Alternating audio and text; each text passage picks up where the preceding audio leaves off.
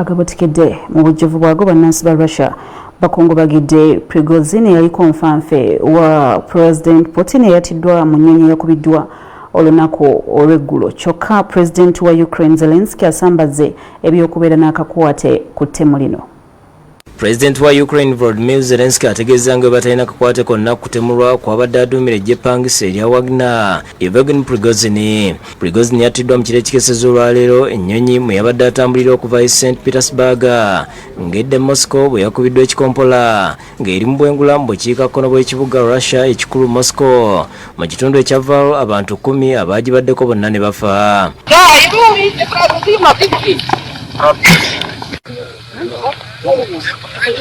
Разговор идет о том, чем будет заниматься Вагнер в данной ситуации. Мы скажем одно. Мы уже стартуем. Ждите нас.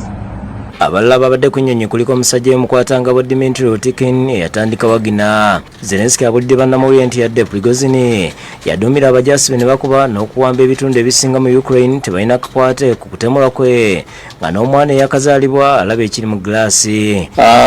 Що стосується, по-перше, ми не маємо відношення до agambye nti ebiseera bya Wagner bibadde biri mu lusuubo n'enteekateeka zaayo ez'okukolera ku ssemazinga wa Afrika.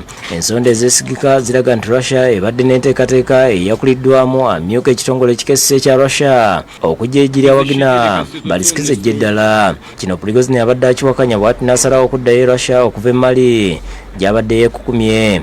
Kati ekibabu by'omutwe y'engeri abalwanyi bano emitwalo 2 n'ekitundu abamaamidde mu mawanga ag'enjawulo nga abadde bakkiririza mu Prigozhin gye bagenda okudda. Ekitongole kya Bungereza ekikesi kirumiriza ekitongole kya Russia ekikesi ekya FSB Domestic Intelligence Agency okuba mu lukwe okukuba ennyonyi Prigozhin mwe yabadde. President wa Russia Vladimir Putin tannabaako kyayogera ku kutemulwa kwa Prigozhin eyeegeza mu kuwamba gavumenti ye mu mwezi ogw'omukaaga. Mu bubaka bwawadde mu lukuŋŋaana lwa BRICS oluyindire South Africa talina kyakyogeddeko. Особое внимание наша страна уделяет вопросам, касающимся обеспечения африканских государств и мировых рынков в целом продовольствием и удобрениями.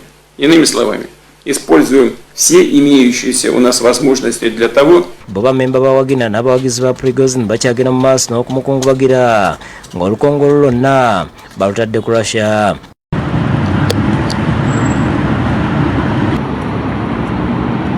Тяжелая утрата для меня лично.